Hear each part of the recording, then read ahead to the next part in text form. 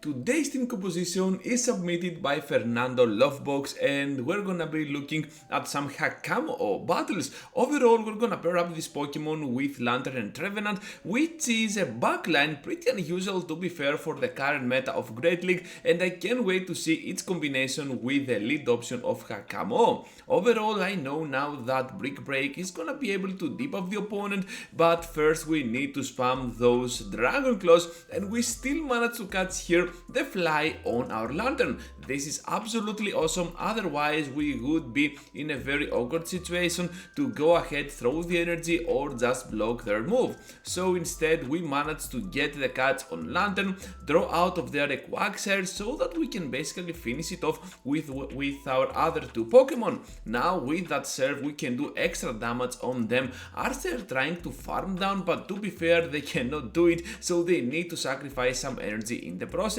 Fernando now returns into the battle with Hakamo, and I guess that whatever they throw can easily be taken, while we can reach to the Dragon Claw up against Altaria. This is pretty crucial because we just draw the shield here, and now all we need to do is to reach to a simple Shadow Ball to deal tremendous amount of damage on their end, but at the same time it will not be enough to finish the move. I guess we still need a couple of Shadow Claws, so we're just gonna overfarm as much as we can, throw the Shadow Ball for the knockout, and now the Seed Bomb to guarantee the back-to-back knockouts and of course the first victory of this video. Right straight ahead now into the next one with a Serperior up in front. On paper any grass type is gonna lose to those dragons, but we are part fighting, which means that those aerial aces might actually do the trick up against us, but of course the pressure from our Dragon Tails and the Dragon Claws is always gonna be kinda good for us. So on the switch we're meeting up with one of our favorite matchups because we're having Lantern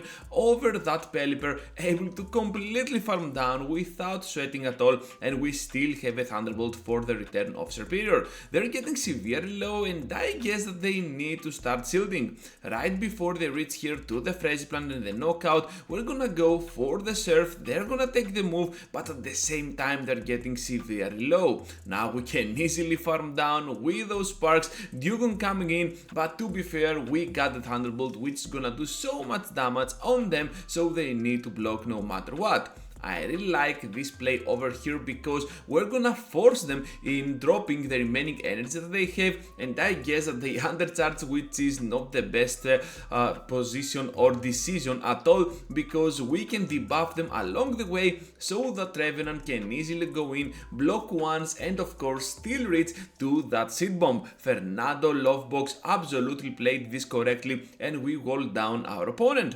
Into the next battle now with the Sandslash being both from Alola and on Shadow mode is gonna be able to almost destroy us down here with a simple Ice Punch. So much damage from that move, but hopefully we can carry that Brick Break to erase them out of existence if they are not careful, but of course our opponent here will not fall for the trap. However, a Drill Run is imminent and our Lantern will be in a very difficult situation. So overall I believe that this Pokemon might actually be a core breaker for us because it can do so much work with the Shadow Claws up against our Ghost Pokemon at the back, has access to Drill Run for our Electric Pokemon, and of course a simple Ice Punch can do so much damage not only to Trevenant but as you have already seen on our Hakamo.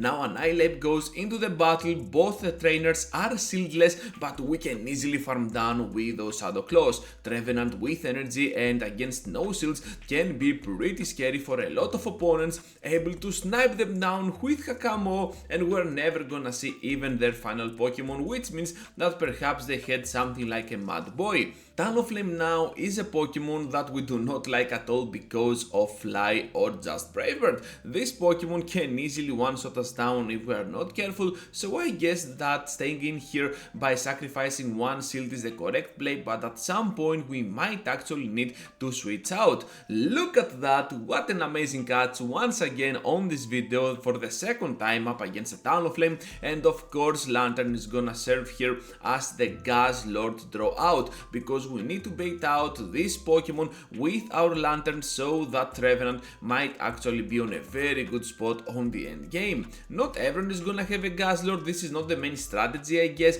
because as this trainer Fernando Lovebox told me in a message, well, this is a pretty straightforward team, an ABC team style, which means that most of the times you want to stay into those battles with your Hakamo, and if you want to switch out, well, it really depends on the situation, but most of the times Trevenant is gonna be the main closer of this team. So at this point I guess that we kinda messed up with the shields, so down we go now to this Annihilate since they got the Shadow Ball and the Ice Punch for our Pokemon. It doesn't matter though because the next battle has already started and perhaps we can start winning again. So let's see how this is gonna go because Fernando goes for the Dragon Claw but the opponent manages to catch on their Mandibuzz. This is a very good catch for our opponent, but at the same time they get hard walled down by our Lantern. Lantern in this current meta is super strong, and of course any other water type is gonna be as well. That's why I guess we're having Trevenant on the closing part. Now with our Thunderbolt able to deal a little bit of damage on that dragon type Pokemon, and this is pretty much like Guzzlord to be fair, because they share the same typing and of course they got pretty much the same typing of those charge attacks. So now with the Dark Pulse we can easily survive it. They do not even have a Dragon type move, which means that we can take that first charge attack with ease. Now getting into shape with our Trevenant because I guess that whatever they throw needs to be blocked, and in the process we might actually be in a very awkward position if we are not careful, because Seed Bomb here will not deal a lot of damage but will be absolutely clutch for those shields. They need to protect their Pokemon from further harm. Here comes now our Seed Bomb to draw that final shield out of play, but they still go down because they remain into that battle with only 1 HP. And yeah, if you didn't know already, even when you block you still get 1 damage worth. So yeah, down they go. That was absolutely entertaining.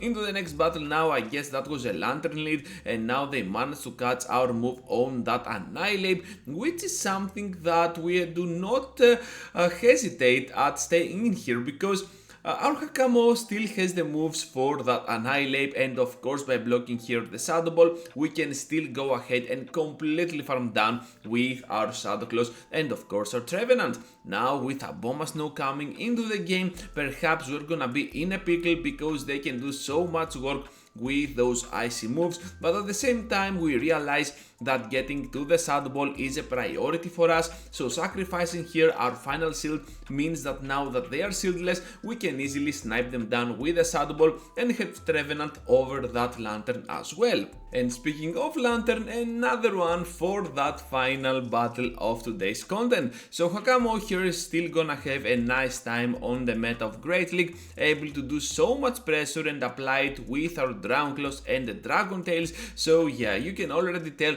that Hakamo is really putting up the work for any opponent out there. So now with Frenzy Plant or the Sludge Bomb, I guess even if they went for the Sludge Bomb here, there is no reason to panic because Trevenant can do so much work up against Venusaur, but the second move needs to be respected. So with that in mind now we need to start blocking at least one move, and now we're still gonna reach to that final Shadow Ball to finish them down. Venusaur is out, let's see what their final Pokemon might be, and Wigglytuff joins the party. You know what, I guess that this is the perfect time for us to reveal our Lantern, because now that we have avoided that charm at the very end with our Hakamo, I guess that having this proper alignment means that we can absolutely beat them down. Now this Lantern is still gonna reach to the Thunderbolt. I guess we can farm down here. Oh my goodness, we cannot, but still Lantern is able to destroy them down. Wigglytuff now returns into the battle. And we're just gonna call it for the bait. Here is the Icy Wind. What a crazy finale that is, because now we're still gonna be able to reach to the Thunderbolt, and we do not care at all about the debuffs since the Lantern is gonna give us another huge victory for this Hakamo team.